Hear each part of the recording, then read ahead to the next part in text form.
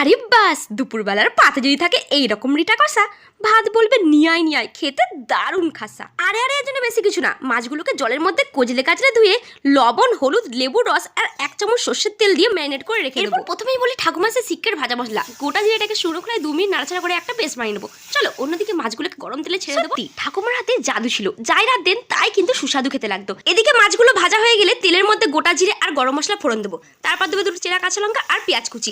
ভালো করে পেঁয়াজটাকে ঝাঁকানা করে লাল লাল করে ভেজে নেবো। এরপর দেবো 1 চামচ আদা আর রসুনের পেস্ট। ব্যাস, ভালো করে কষিয়ে নিয়ে দেবো স্বাদ মতো লবণ আর টমেটো কুচি।